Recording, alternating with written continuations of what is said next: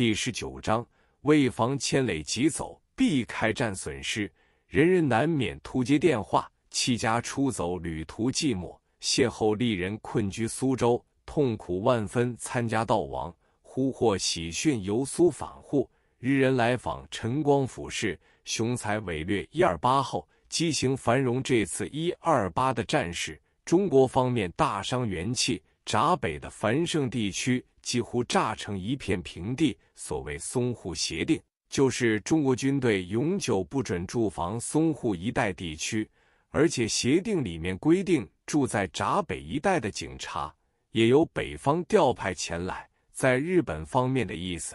北方人比较老实而有服从心，不会反抗日本人。上海市长吴铁城在情势比人弱的情形之下，也只好完全接受。开战损失，人人难免。128之战由开战到结束，一共是34天。老实说，住在租界上的居民最便宜，几乎一点也没有损失，反而因为四乡的难民拥到，空余的房子都住到满坑满谷，许多空屋的业主都翻了身，菜馆家家都座上客常满，做日用品生意和五金材料的人都发了战争财。但是从一般而论，物价高升，多数生意都停顿下来，所以许多人在无形之中受到损失，我也并不例外。第一件事，我在128战争开始的那一天受到一个非常大的打击。先是，我常常到棋盘街商务印书馆去借书，本来这个门市部只有售书，而从来没有人借书的。可是我因为认识一位邹伯伯，他是门市部的一个老职员，做过黑龙江分馆馆长。出事他说，借书是犯规的，不过有一个办法，就是你一次拿10几部书，签一张单子，你看到近1月时来还掉几种，只买2、3种，这是可以的。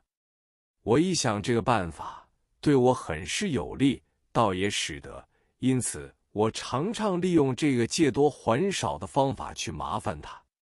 邹伯伯很喜欢饮酒，我常在他下班以后拉他到4马路沿茂源酒店去饮酒。他有一次告诉我，小师兄，你如有钱，可以买些商务印书馆股票，这种股票面额是10元，按时已涨到17元。你买了这种股票，不但能取到官利1/2，而且按时随时还会涨价。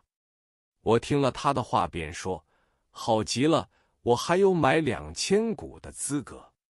从前这种股票没有证券市场的，都是私相买卖，他好容易为我收买了2000股。128战事一起，第2天早晨，我起身出去买报，只见大风中飘着成张的纸灰，我仔细地看一下，都是商务印书馆印成的教科书的单页。初时还不知道是什么原因，后来才知道闸北商务印书馆的印刷厂已全部被炸毁，所以这种纸灰飞到了租界上。后来再和邹伯伯一谈，他说，完了，我们的商务印书馆股票大概至少要跌1半以上。经过了3个月之后，商务印书馆的股票恢复了一些价值，因为商务印书馆在全国的产业多得很，而该馆在上海负有一个巨额的支出，就是5000个印刷工人常常罢工，常常要求加薪，经理弄得一点没有办法。这次大火之后，工人全部遣散，但书还是照常出版。经理想出一个计划，借出一些钱给老工人，让他们自行组织小型牌子房、印刷所、装订所，专门承印商务印书馆的印件。这样一来，反而排工、印工和装订工的工资与市上的印刷所相同。当时商务印书馆喊出一个口号，叫做为文化而努力，为事业而奋斗，实行每日出版一种新书的计划。法币使用的时期，纸价仍旧不变，足见法币对外汇的比率还相当稳定。第二件事，因为我向来有收集资料的癖好，自从《中国药学大辞典》出版之后，在爱文艺路（今北京西路）、卡德路（今石门二路）附近有一座皇室大厦，叫做巴斯德研究院，院长是伊伯恩博士。该院中有一个部门是研究中国药物的。伊博士向来在北京协和医院以研究中国药物著称，曾经把《本草纲目》中的鸟部、兽部译成英文。自从他做了巴斯德研究院院长之后，要继续他未完成的工作，翻译草部、木部。请来做这件工作的人都是世界闻名的植物学家、药物学家、化学家，中国的专家也有几人都是西医。伊博士认为，另外要请一位中医来担任顾问的工作，否则有许多中文名词会搞不清楚。因此他们就想到要请我来参加这个部门工作。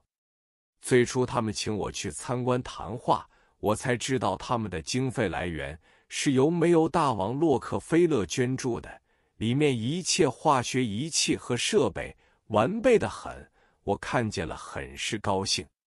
在我和他们一度谈话之后，西医庄德告诉我说，要是你来任职的话，我们将致送1200元作为你的薪水。这个数目相当大，他们院中各部门的主任，不论中国人外国人，都和这个数目相仿佛。我当时真觉得受宠若惊，但是我说出我的苦衷，我每天为诊务所积，每月的收入还要超过1200元，所以我虽然有意参加，但是不得放弃我多年经营的诊所。于是就由我另外推荐4人，这4人都是从前帮我编纂药学大辞典的同道。这4位的名单是吴善庆、李怀九、顾哲民、游学周。他们每天担任实际工作，我每星期只到2次，负责指导和答复一切问题。院方另外送我车马费，每月400元。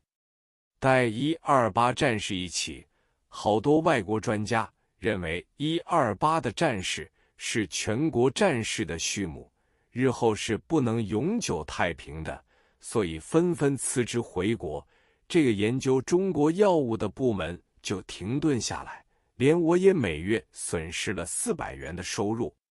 第3件事，还有一个研究所在法租界齐齐路、金岳阳路，有一座日本人办的自然科学研究所，所长名字叫做中尾万三，中国方面的主任是李端煌博士，纪理任职的是著名西医曾方广博士。李博士特地来邀我参加这个研究所，担任研究汉药的工作。他的意思也只要我当他们的顾问，每星期到2次，每月车马费为600元。我说，让我先来参观一下再说。等我到他们那里去一参观之后，原来这个研究所比巴斯德还要大，占地数十亩。进去第一个部门是专门试验制造中国绍兴黄酒的，酒坛堆得像几座小山那么高，不知道的人还以为他们是一个造酒厂。他们知道中国人最喜欢饮的就是绍兴酒，日本人也喜欢饮这种酒。这个部门就是研究如何大量生产这种酒。